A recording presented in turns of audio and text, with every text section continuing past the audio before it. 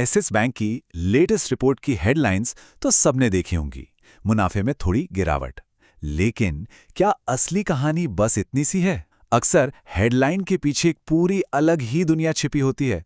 आज हम उसी दुनिया में झांक कर देखेंगे कि सच क्या है। तो चलिए इस कहानी को आसान बनाते हैं। सबसे पहले उस हेडलाइन को समझेंगे जिसने सबको थोड़ा कंफ्यूज किया। फिर एक एक्सपर्ट की नज़र से देखेंगे कि मामला क्या है। उसके बाद नंबर्स की गहराई में उतरेंगे और आखिर में बैंक के आगे के प्लान्स पर बात करेंगे। तो जब हम पहली बार एक्सिस बैंक के चौथी तिमाही के नतीजों को देखते हैं ना, तो ऊपर ऊपर से कुछ चीज़ें थोड़ी चिंता वाली लगती हैं। सीधा सीधा हेडलाइन में दिख रहा है कि प्रॉफिट में बहुत मामूली सी कमी आई है, और ये देखकर जाहिर सी बात है किसी भी इन्वेस्टर को थोड़ी टेंशन हो सकती है। पर यहाँ एक बहुत बड़ा सवाल खड़ा होता है, क्या सिर्फ एक नंबर से किसी बैंक की पूरी सेहत का अंदाजा लगाया जा सकता है? शायद नहीं, क्योंकि जब फाइनेंशियल एक्सपर्ट आदित्य शाह ने इसी रिपोर्ट को देखा तो उन्होंने जो कहानी बताई वो हेडलाइन से बिल्कुल ही अलग थी।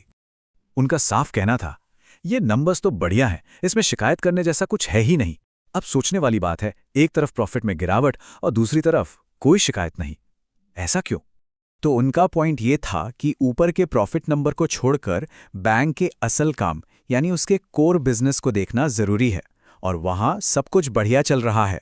तो चलिए अब डेटा की दुनिया में चलते हैं और ढूंढते हैं कि वो कौन सी पॉजिटिव बातें हैं जो पहली नज़र में छिप जाती हैं। सबसे पहले ये देखिए, लोन ग्रोथ। और ये कोई मामूली ग्रोथ नहीं है, एक जबरदस्त उछाल है इसमें। आमतौर पर बैंक की ग्रोथ 10 से 15% के आसपास रहती है, लेकिन इस बार ये सीधे 19% पहुंच गई। मतलब बैंक अपना मेन काम यानी लोन देने का काम पहले से कहीं ज्यादा तेजी से कर रहा है। अच्छा, लोन देना तो एक बात है, लेकिन दिए गए लोन कितने सेफ हैं ये भी तो जरूरी है। यहीं पर एक टर्म आता है एसेट क्वालिटी, और इसको समझने के लिए हमें एनपीएस को समझना होगा। एनपीए मतलब नॉन परफॉर्मिंग एसेट। आसान भाषा में कहें तो बैड लोन, ऐसा लोन जिसकी किश्तें आना बंद हो गई हैं। और ये तो क्लियर है, हर बैंक चाहता है कि उसके पास ये बैड लोन्स कम से कम हो। और मज़ेदार बात यह है कि एक्सपर्ट के मुताबिक अभी पूरे बैंकिंग सेक्टर में हाई रिस्क वाले लोन्स में भी एनपीएज अपने सबसे निचले लेवल पर हैं। इसका मतलब साफ है, बैंक ने जो लोन बांटे हैं वो काफ़ी हद तक सेफ हैं, रिस्क अभी कंट्रोल में है। तो फिर वही सवाल, अगर ग्रोथ अच्छी है, लोन्स भी सेफ हैं, तो प्रॉफिट नीचे क्यों गया? इसके पीछे दो बड़े कारण हैं। पहला कारण है एक वन टाइम प्रोविजन। अब ये सुनने में थोड़ा टेक्निकल लगता है, पर इसका मतलब बहुत आसान है।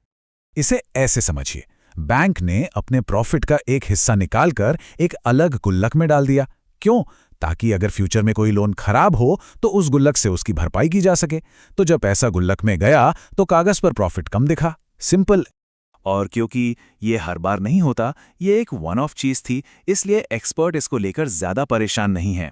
उनका कहना है कि यह बैंक की रोजाना प्रॉफिट कमाने की क्षमता पर कोई असर नहीं डालता।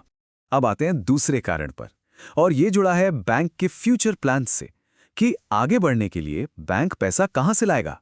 तो चलिए अब आगे की तरफ देखते हैं, भविष्य के लिए बैंक की क्या तैयारियां हैं।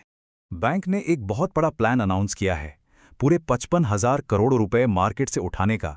ये पैसा बैंक के विस्तार में काम आएगा, और ये पैसा दो हिस्सों में आएगा, 20,000 करोड़ इक्विटी के जरिए यानी नए शेयर्स जारी करके, और बाकी 35,000 करोड़ डेट यानी कर्ज के जरिए। इससे बैंक के हाथ में आगे बढ़ने के लिए काफी मजबूती आ जाएगी। हाँ, इसका एक शॉर्ट टर्म असर होता है। जब नए शेयर आते हैं तो पुराने शेयर होल्डर्स की हिस्सेदारी थोड़ी सी कम हो जाती है, लेकिन लॉन्ग टर्म गोल बड़ा है, इस नए पैसे को इन्वेस्ट करके 10 से 15% तक ज्यादा मुनाफा कमाना। तो एक्सपर्ट का फाइनल टेक यही है कि इतना पैसा आने के बाद बैंक के पास कैश या लिक्विडिटी की कोई कमी नहीं होने वाली।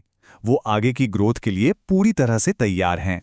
तो आखिर में सवाल यही बचता है, एक तरफ जबरदस्त लोन ग्रोथ है, फ्यूचर के लिए ढेर सारा पैसा भी आ रहा है, तो क्या प्रॉफिट में मामूली सी कमी वाली हेडलाइन एक ऐसे बैंक की असली कहानी को छिपा रही है जो आने वाले कल के लिए तैयार हो रहा है?